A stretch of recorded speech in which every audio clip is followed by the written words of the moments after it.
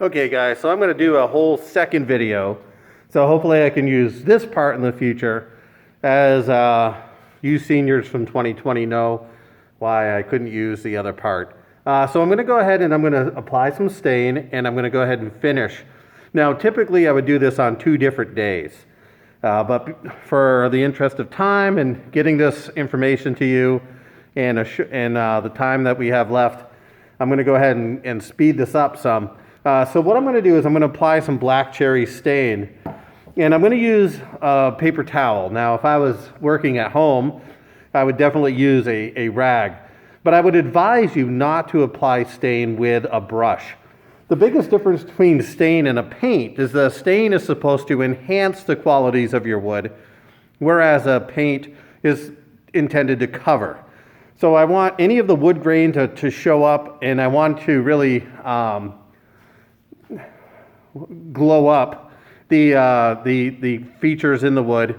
So I'm going to use a paper towel. I'm going to apply a coat, and then I'm going to rub off the excess, very similar to when we did the finish on our cutting boards. And then for the finish, I'm going to go ahead. Now I use a brand that has very low VOCs. VOCs are volatile organic compounds, and they're basically the fumes. And all of the stuff that we use in the wood shop has very low VOCs, and it's usually parts per something per million. But anyways, very low, very safe. VOCs, if you're working in a high fume environment, can cause some respiratory stress. It can cause headaches. Just really bad for the body. So I always try to use the stuff that's safest with the least amount of fumes. So I'm going to go ahead and get set up. I need some paper towel, I need a brush, and I'll be right back with you. I'm going to go ahead and give my stain a stir. Never shake this stuff. You don't want to put air bubbles in it. And I'm not the first person to use this in a while, so I'm going to stir it up really nice. I'm going to go ahead and take some paper towel, dip that in there, and I'm going to go ahead and apply it. Now hopefully I won't have any areas where the stain won't soak into the wood because of glue. I hopefully had done a pretty good job of sanding that off. Now again, I don't want to put too much of this on here. I don't want to cover the features of my wood. I just want them to stand out more. This particular board is not terribly interesting, but you can see that some of the features are standing out. Let me see, this end here actually has a lot more features.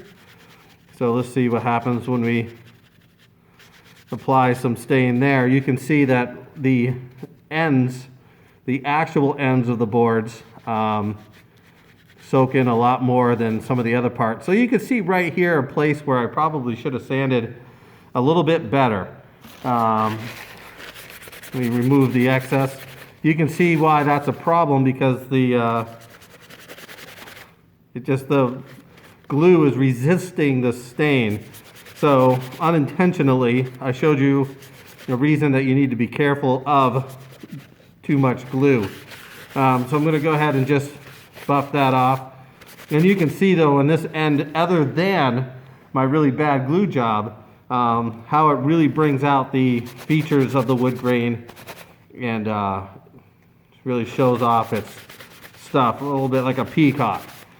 Now when it comes to applying finish, in the wood shop I have a different finish for each of the stains, because as you'll probably notice, especially when I'm rushing this, a lot of the stain will come off on the brush. When you apply finish, again, definitely take the time. And this stuff is pretty gross, but since it's the end of the year, I'm not going to bother replace it.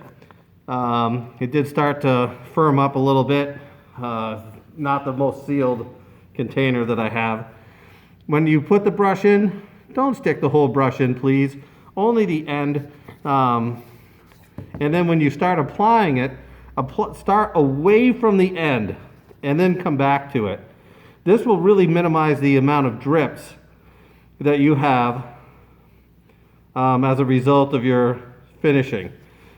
Drips are, you can see, let me just do a really bad job here and start on the end, and you can see now I have all that excess there that then I've got to be careful to spread out.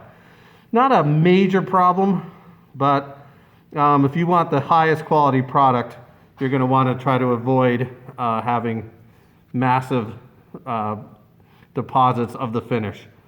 So I would just do the whole thing, and then at the end, if this was the end of class, because in the directions, if you don't remember, it does say to apply 3 layers of finish, not the stain, but 3 layers of finish.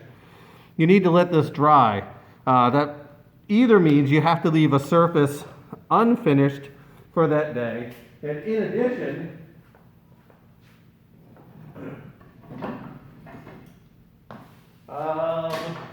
you should try to put the piece up on something so that you can minimize the likelihood of your box getting stuck.